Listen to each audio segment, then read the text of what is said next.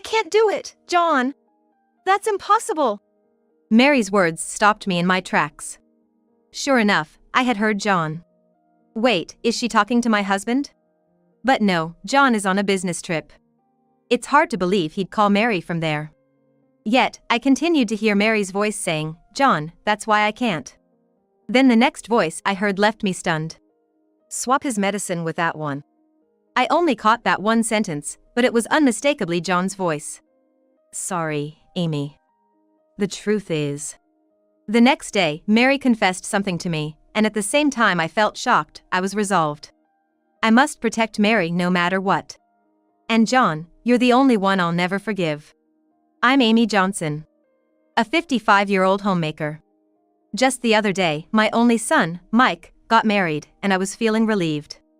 Mike had gotten a job a long time ago and moved out to become independent, but with this marriage, I finally felt the weight off my shoulders. My husband of the same age, John, and I were laughing, saying, now we've got to start thinking about our golden years.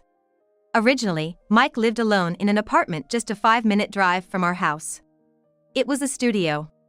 So, after the wedding, the newlywed couple moved to a bigger apartment. This new place was even closer to us, about a 10-minute walk. John and Mike would say, it's comforting to be close. But it made me a bit anxious. Being close means you have to be careful not to overstep your boundaries. I once received a piece of advice from a friend. I'm rounding up to 60. At this age, most of my friends are in the same boat, becoming mothers-in-law. And from them, I got all sorts of useful advice. What shocked me the most was something about a daughter-in-law. People have two sides, you know. Just because she's smiling on the outside, doesn't mean she's having fun.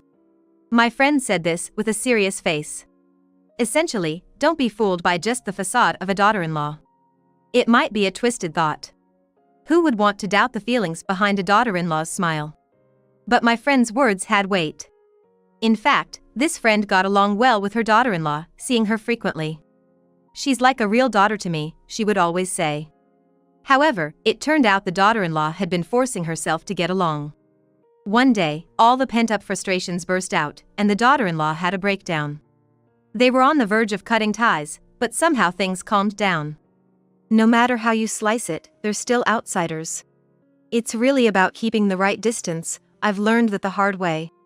I can still recall the exhausted sigh of my friend, the sadness in her voice lingering in my memory. Mary, the girl who married my son Mike, is such a sweetheart. Always smiling, a great listener, genuinely adorable. I was almost surprised she agreed to marry Mike. Even after they moved, when John and I dropped by their apartment, Mary welcomed us with that same smile, adding, "Feel free to come over anytime." I'd like to believe there's no deceit in her words and smiles. But to take everything she says at face value and to impose on her hospitality would be risky. It's that kind of consideration that's necessary for a mother-in-law and daughter-in-law to get along well. By being mindful in this way, we've managed to build a good relationship. We only meet when invited by Mike and his wife. And unless there's a specific reason, we don't initiate contact. It feels a bit lonely, but thanks to this, we've been getting by without any issues. Then one day, something unexpected happened when Mike and Mary came over for a visit. What? What did you say? I had to ask again, to which Mike repeated what he'd said earlier. So, I've been assigned an overseas post, and we'd like Mary to stay with you. Mike has traveled abroad for work before. But this was the first time he was being stationed overseas. Turns out, the assignment would last at least 2 years. With a chance of extension. 2 years is a long time. Isn't it safe for a couple to be apart like that? Wouldn't it be better if Mary went with you? Mary's got her job, and I'll be too busy overseas to be around much. It's more reassuring for her to live with you guys than alone in a strange place, right, Mary? When Mike sought confirmation, Mary nodded with a smile. Yes. We didn't mind. If we could support our eldest son and his wife, we would be glad to. But did Mary really want this? Might she not prefer to go abroad with Mike, even if it meant being in a strange place, rather than living with us, her in-laws? If Mary's parents were around, perhaps she could have turned to them, but sadly, both had already passed away. But she could just continue living on her own, right? The apartment is close by. And of course, we'd be happy to help out if needed. I thought it would be better for Mary to live independently. That's what I suggested to the young couple. But for some reason, Mary immediately said, "That won't work." What do you mean, it won't work? Well, it's just that. Mary hesitated. Mike then spoke for her. Mary has some past traumas, and she can't live alone because of them. Mary nodded vigorously. That's right. Well, we didn't know. Sorry about that. No, it's okay. If that was the case, living with us might be the only option. That's when John, who had been quietly observing, spoke up gently. If that's the case, she should stay with us. Don't hesitate. Mary's like our own daughter now. John said with a smile, and added. Plus, I'm often out late for work. It's better for Amy not to be alone, Mary being there would be comforting. Indeed, John's work didn't start too early in the morning, but he often came home around the last train at night. Having someone else around at such times is reassuring. Right. If Mary's okay with it, let's live together in harmony. I found myself on guard, but just like John had said, there were benefits to living together. It wasn't all downsides. And unlike me, a homemaker, Mary had her job. We wouldn't be together all the time. Maybe we could make it work. Thank you. We really appreciate it. The pleasure is ours. And so, it was settled that Mary would live with us.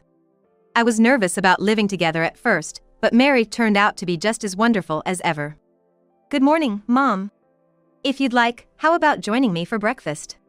When I got up in the morning, the table was set with delicious-looking scrambled eggs and sausages, and there was steaming hot soup ready to be served. Oh my. Thank you. I'm so happy to have someone cook for me, it's been a while. But, wasn't it a lot of trouble? Not at all, I was making some for myself anyway. I hope it's to your liking. Let's dig in. Yum. This is delicious. I'm glad to hear that. Since Mary has work, I've taken on most of the household chores. But Mary never just left everything to me. On the contrary, she was always eager to help out with the chores to the point where I felt embarrassed. Mike sure has a good eye for people. He's lucky to have married such a wonderful woman like Mary. When I looked to John for agreement, he just smiled and nodded, indeed. Life together seemed to have no issues. However, about a month after we started living together, I noticed a change in Mary. She still helped with chores whenever she could, but she started to spend more time alone in her room. After meals, she'd quickly retire to her room and wouldn't come out until morning. Even in the mornings, she used to have breakfast with us, but now she'd leave for work before we even got up. Did I do something to make her dislike me? I feel so lonely. I couldn't help but vent to John when he returned home late one night. Are you sure you're not overthinking it? Besides, Mary might just need some time to herself, he replied. I know, but I can't shake the feeling that I'm being avoided. Living together with us, Mary must have been putting in a lot of effort every day. Perhaps she had grown tired of that. Lost in thought, John patted my shoulder and said, Don't worry too much about it. It's not good for your health. And don't you go collapsing again. I had previously been hospitalized for a stroke. Remembering that, John looked worried as he stroked my back. I'm fine. I'm taking my medication regularly now. But maybe you're right, I should stop overthinking things. After that, Mary started to avoid me more overtly, but I tried my best not to let it bother me. Weekdays were still bearable, but weekends were hard. On weekends, John would go out by himself, leaving me and Mary together. Even if we didn't go out, we used to spend time talking over snacks at home. But lately, Mary had been refusing even my invitations. And, perhaps out of dislike, she started leaving the house every weekend. Are you heading out? I ran into Mary on her way to the entrance and asked her casually. She frowned and said sharply, It's none of your business, Mom. Just leave me alone. With that, she quickly left the house. I could clearly feel the rejection. It hurt more than I expected, as we had gotten along well in the beginning. Since then, I've naturally started avoiding Mary too. Will it be like this until Mike returns from abroad? Would it be better for us both if we stopped living together now? I wanted to discuss it with John, but he was never around when I needed him. He was away on a 2-week business trip. Dreading the weekends, I started going out more to avoid seeing Mary. I really didn't want to see Mary's face. So on that day off, I went out shopping as well. When I returned home, I could hear Mary's voice coming from the direction of the living room. She seemed to be talking to someone. Since Mary wouldn't have guests over without telling me, she must be on the phone. "I'm home," I said, approaching the room. As I was about to slide open the door, I realized Mary was indeed on the phone. Sure enough, she was on the phone. Convinced, I decided not to disturb her and was about to leave the area. That was when it happened. Mary raised her voice. "No, I can't, John. That's impossible." Mary's words made me stop in my tracks. I had definitely heard John. But no, John was supposed to be on a business trip. It seemed unlikely he'd call Mary from there. Yet, I could still hear Mary saying, "John. That's why I can't." An inexplicable unease began to bubble up inside me. I approached the room where Mary was, once more, and listened quietly. I could hear Mary's voice, but not the person she was speaking to. Without hearing both sides, I couldn't be sure it was John, nor understand the context of their conversation. Frustrated, I couldn't decide whether to leave or to interrupt. So I just stood there. Meanwhile, Mary sounded troubled over the phone, repeating "that's why it's impossible" several times. Was John asking her for a favor? Maybe I should offer to help. But what if she finds out I've been eavesdropping? It could worsen the already strained relationship between Mary and me. The thought saddened me since things were already tense as they were. As I was lost in my thoughts, Mary let out a pained cry. Almost simultaneously, I heard the sound of something dropping. Soon after, I heard John's deep voice fill the room. "Swap this medicine with that one." Probably, Mary had dropped her smartphone, causing it to switch to speaker mode inadvertently. Mary must have quickly picked it up because John's voice faded, and only hers was audible again. Before long, she said, "Understood," and then there was silence. She must have ended the call. I let out a sigh of relief and quietly went back to the entrance. Taking another deep breath to compose myself, I called out with feigned calm, "I'm home." "Oh, welcome back," Mary replied. She emerged from the room, her face tense. I couldn't possibly confront her about the phone call. Her expression was rigid as she returned to her room. Why was she on the phone with John?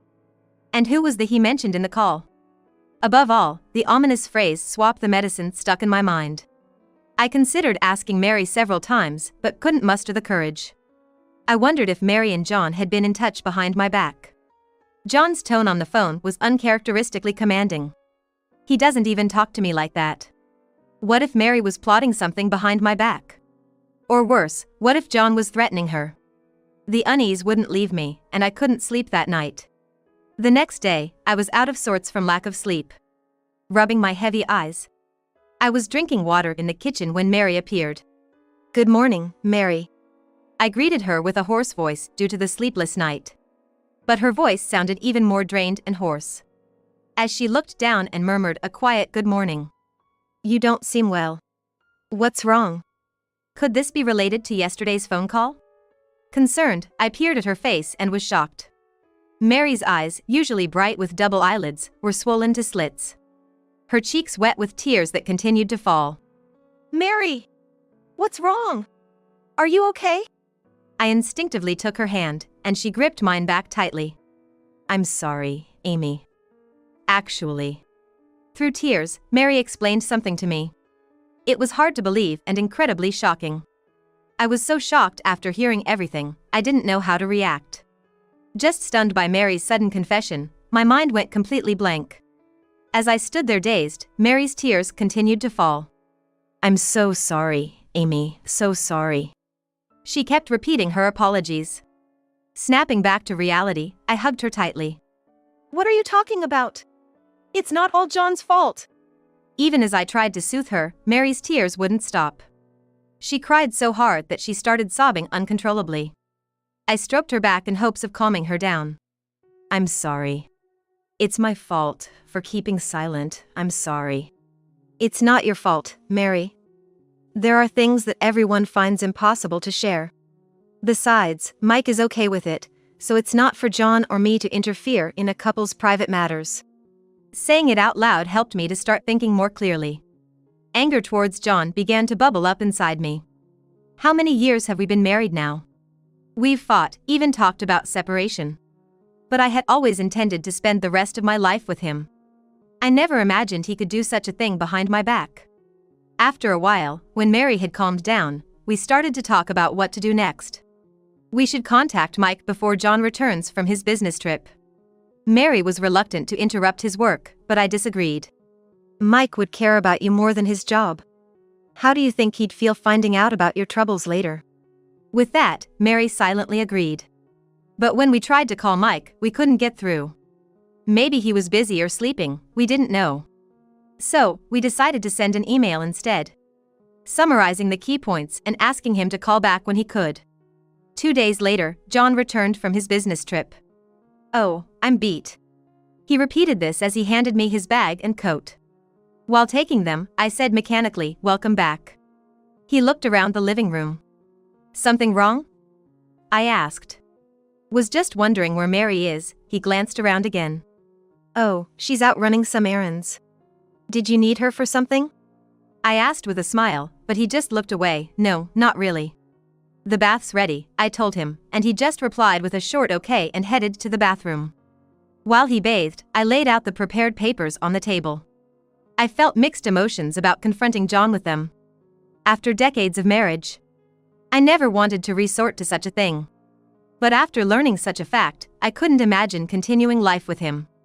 "Oh, that was a great bath." John looked content as he sat at the table with a towel around his neck. Normally, he would down a beer that was waiting for him. But noticing none was there, he squinted at me questioningly. "Hey, where's the beer?" "No beer today. Look at this instead." Urged by me, John looked at the paper laid out on the table and his eyes went wide. What is this?"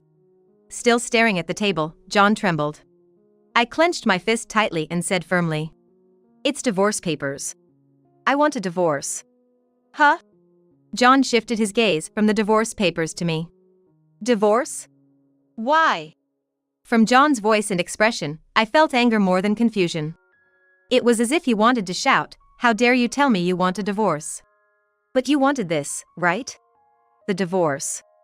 John flinched. "No, I mean, that's not." He was mumbling, his words faltering. I couldn't help but burst into laughter. "What's so funny?" "Because you're just so flustered." "Oh, that's right. You didn't want a divorce, you wanted to remarry, didn't you?" John fell silent, his eyes darting from right to left. "I mean, I know everything." At my words, John's face turned ashen. "Everything? That you've been cheating with another woman. That you tried to tamper with my medication to be with her. And most unforgivably, that you threatened Mary." John's face, already pale, now began to drip with sweat. As he did so, he kept repeating, "No. That's not it." No use denying it. I heard it all from Mary. "Mary! That backstabber!" Mary had debts from before we got married. It seems that John found out about it when she was talking to Mike on the phone. She couldn't afford to live alone because she wanted to use her rent money for repayments. Once John knew she had no money, he must have felt superior to Mary. He had her do chores and treated her like a maid without me knowing. Since Mary couldn't afford to be thrown out, she couldn't stand up to John. She was keeping an eye on John every weekend to get away from him. That's when she caught him cheating. When she confronted him, he had the gall to say, "Amy will be the one who gets hurt." Then, as if resigned, since it's out now, he commanded Mary to tamper with the medicine. "So, you thought of getting rid of me because I was in the way, huh?" Having suffered a stroke before, I take medication daily without fail. It's the kind that keeps my blood from clotting. If I don't take it, I'm at high risk for clots, which could be life-threatening. Incredibly, John was planning to swap my medication with something else. Of all things, you were gonna swap it with vitamin pills. For most people, vitamins are just a supplement, but for me, they could be poison. Depending on the type, they could promote clotting and increase my risk of thrombosis. In other words, John was after my life. "Anyway, I can't be with you anymore. Please, let's get a divorce. We'll discuss the settlement through lawyers later." John looked at me with frustration, then turned his glare to Mary. "Mary, you would do this to me. You understand what you're in for." Mary looked scared for a moment, but when I took her hand, she glared back at him. "I understand. I'm fine now. I have Amy. What did you say? Getting cocky, are we? John's eyes were bloodshot, and it looked like he might lunge at me any moment. But then, the next thing I knew, there was a racket at the front door, and Mike appeared out of breath. Are you okay? Mike stood in front of John as if to shield Mary. Mike, why are you here? I got a call from Mom and rushed back from overseas. Dad, I'm disappointed in you. Using Mary's debt as leverage, how could you? John fell to his knees, looking flustered. At first, I just wanted to use her weakness to break things off. But then, I needed money. Either way, it's despicable. I don't want to see your face ever again. Get out, now. But, wait, Amy. Are you sure about this? You're a stay-at-home mom with no income. You won't be able to make ends meet. Don't you worry. I'll be fine with the alimony I'll get from you. And by the way, this house was inherited from my parents, so don't you act all high and mighty. John was still trying to act tough, but when I threatened to call the cops, he shuffled out. After that, John and I got divorced. It turned out John had been secretly giving money to his mistress, and a good chunk of our savings was gone. I guess now I know why he needed money. As a settlement, I decided to take all the remaining savings. John's future looked bleak, nearing retirement with zero savings. And with his son declaring him dead to the family, he's really in for a rough ride. Whether his mistress will stick with him through this hard-mode life, I doubt it, but honestly, I couldn't care less. Mike went back to work the day after we settled everything, looking like he didn't want to leave. Mary and I are still living together. I used the alimony I got from John to pay off Mary's debts. Her son and his wife wanted to pay it back themselves, but with interest rates being what they are, it seemed wasteful. Since it was John's money anyway, I wanted to get rid of it fast. Now, the regular mother-in-law and daughter-in-law girls' nights are what I look forward to the most. Until Mike comes home, Mary and I are gonna keep on living well together.